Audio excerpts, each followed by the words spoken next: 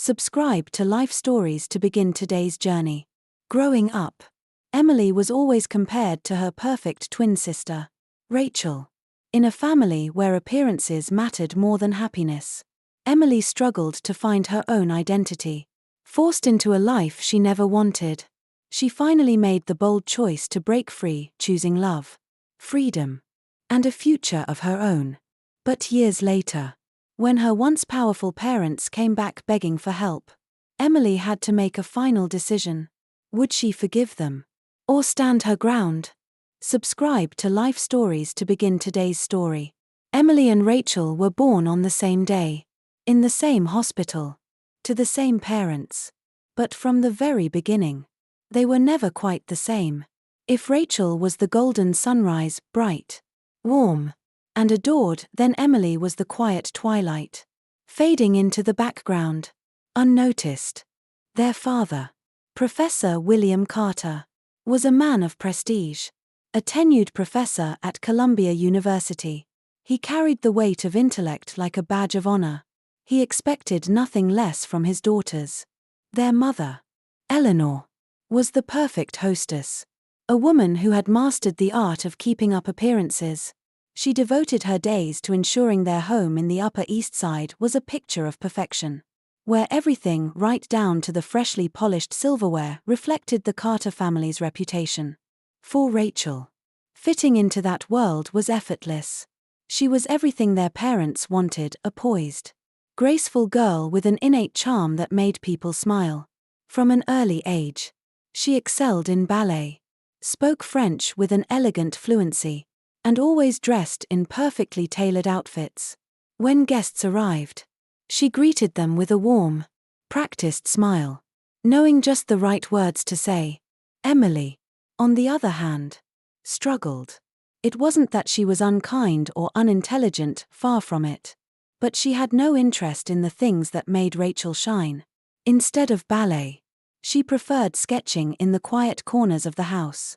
Instead of French lessons, she spent hours lost in books about music, philosophy, and worlds far beyond New York. Where Rachel thrived in conversations, Emily found comfort in the solitude of her room, listening to rock music through oversized headphones that drowned out the expectations pressing in from every side.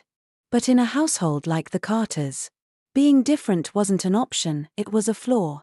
Emily, why can't you be more like Rachel? Their mother would sigh over breakfast, eyes scanning Emily's worn-out band t-shirt with disapproval. Rachel would chime in, flipping her perfectly curled blonde hair over her shoulder. I just don't get why it's so hard for you to put on a nice dress and smile more. It wasn't cruelty, at least not intentionally. It was a simple truth in their world. Fitting in was what mattered. And Emily, no matter how much she tried, never quite fit. The tension grew as they got older. By the time they were 16, Emily had stopped trying to please her parents altogether. She was tired of the forced dinner conversations, tired of the suffocating expectations.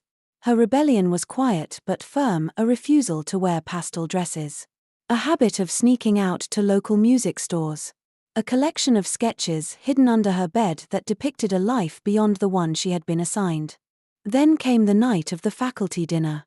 These gatherings were a fixture in the Carter household, elegant, tedious events where university colleagues drank expensive wine and exchanged intellectual pleasantries. Attendance was non-negotiable. On that particular evening, Emily decided to push back. Just a little. She lined her eyes with dark kohl and wore a pair of leather boots instead of the prim ballet flats her mother had set out for her. It wasn't much, just a small piece of self-expression. But it was enough to cause a stir. She had barely made it down the stairs when her mother caught sight of her. "You're not going out like that," Eleanor said, her voice carrying the sharp edge of disappointment. Emily shrugged. "I don't see why not." Her mother sighed, a long, weary sound that carried the weight of years of frustration. "Please, Emily, just this once. Can't you try to fit in?" Emily's patience snapped. "For what? So you can pretend we're the perfect family?" "It's not about pretending, it's about showing respect for your father." Eleanor shot back. Her voice clipped. At that moment, Rachel appeared at the top of the stairs, her heels clicking against the polished hardwood floor. She looked at Emily with the same mixture of pity and exasperation she always did. "Mom's right. Em. It's not that hard to look decent. Why do you always have to make things difficult?" Emily felt her face burn with frustration. "I don't want to be a clone of you, Rachel." The silence that followed was thick with unspoken words. Then their father's voice cut through the tension. "Emily, go change. Now." Professor Carter didn't need to raise his voice. His authority lay in the coldness of his tone, in the sharp look of disappointment in his eyes. That was always worse than anger. With gritted teeth, Emily turned and marched back up the stairs. She swapped her boots for the dull, acceptable flats, wiped off half her eyeliner, conformed, just enough to make it through the evening. The drive to the event was quiet. The only sound the classical music their father insisted on playing. Emily stared out the window, watching the trees blur past, and made herself a promise. One day, she would leave. One day, she would live a life where no one could tell her what to wear, how to act, or who to be. One day, she would be free. Emily kept her promise, at least in the small ways she could. While she still lived under her parents' roof, her room became the one place where she could breathe. Unlike the rest of the house, which was a carefully curated showcase of their mother's taste, crystal vases, antique furniture, walls adorned with portraits of smiling ancestors, Emily's room was hers alone. It was small, tucked away at the end of the hall, but within its walls, she could escape. The walls were covered in sketches and music posters, the bed unmade, books stacked haphazardly on every surface. It was chaos, but it was her chaos.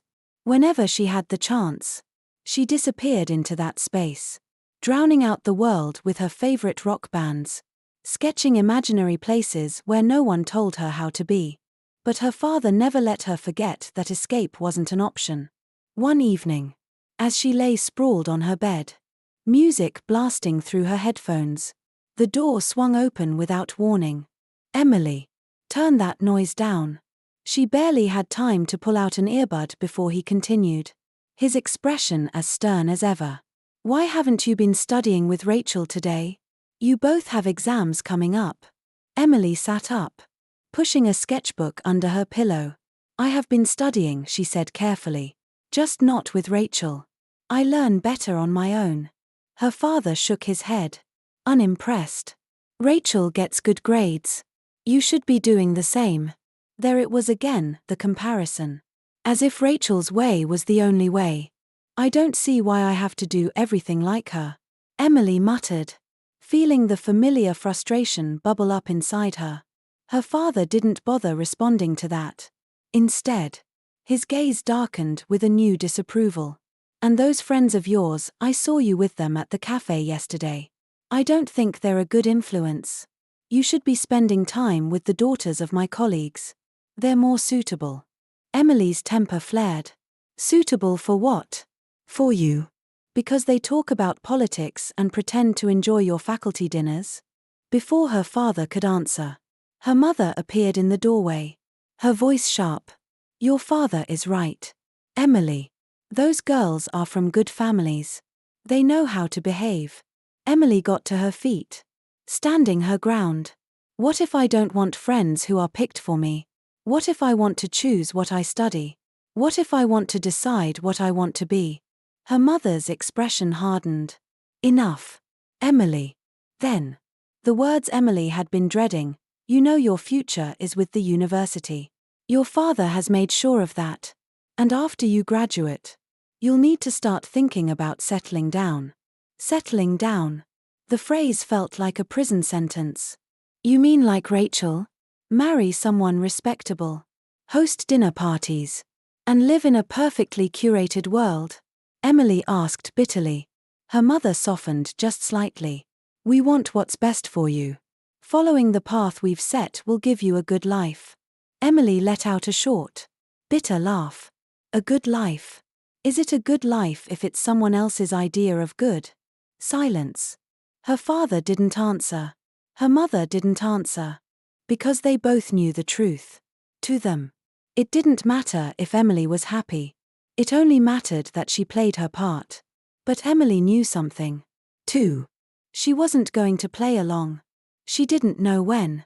Or how. But one day, she would find a way out. By the time Emily and Rachel started college, the gap between them had grown wider than ever. They both attended Columbia. Not because Emily wanted to, but because her father had already decided it long before she had a choice. Rachel, of course, fit right in.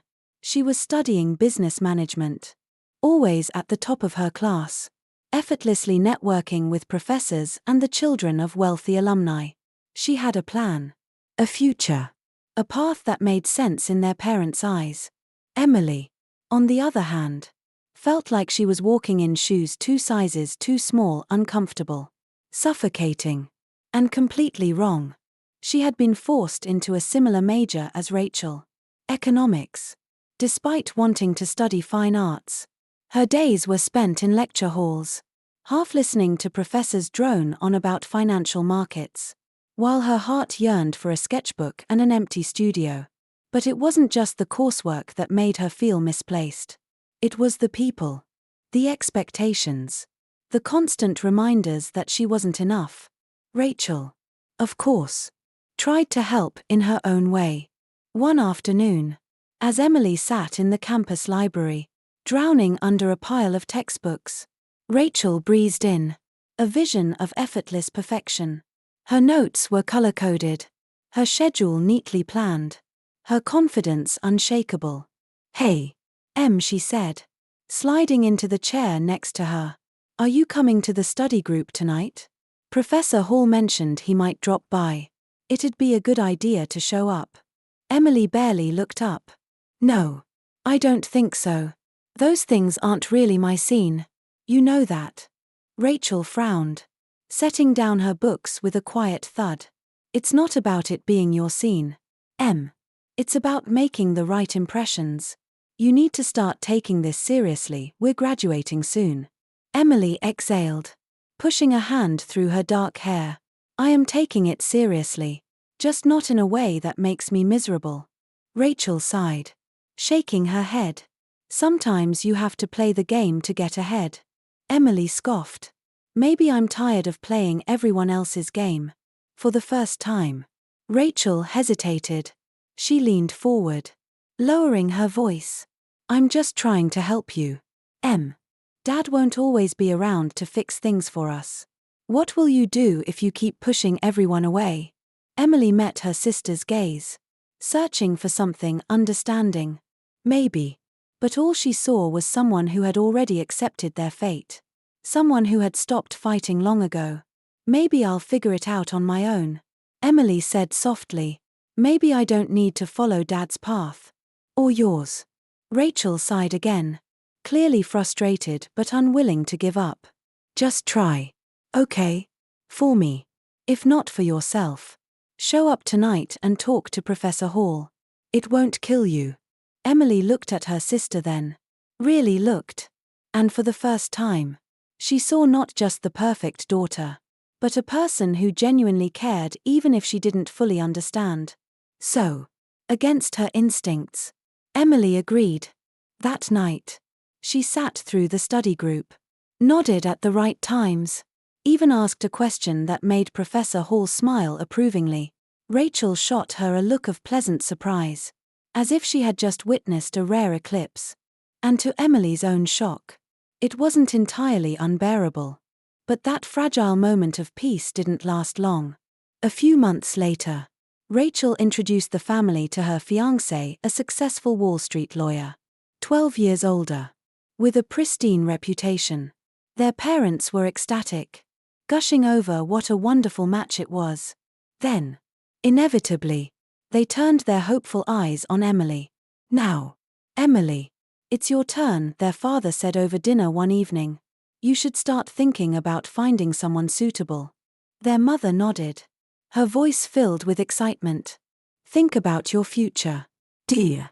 Someone who can provide for you, Who has a good standing?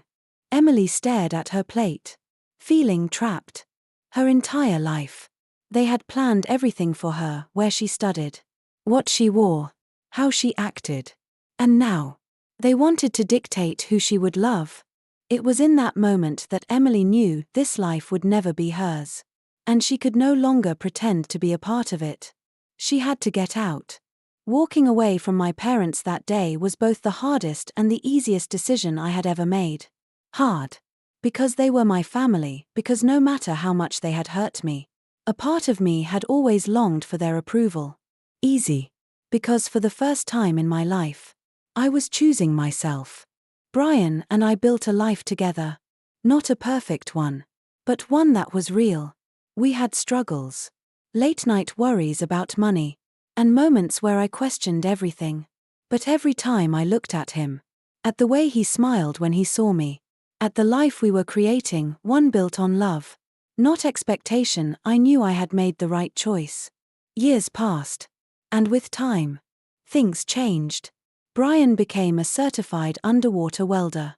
And suddenly, the man my parents once dismissed as unsuitable was making more money than my father ever had. We bought a townhouse in Boston. Small at first but filled with laughter, music, and the scent of coffee in the mornings. And then, the moment that should have been impossible, my parents came back. Not with love, not with apologies, but with desperation. My father's career had collapsed under scandal.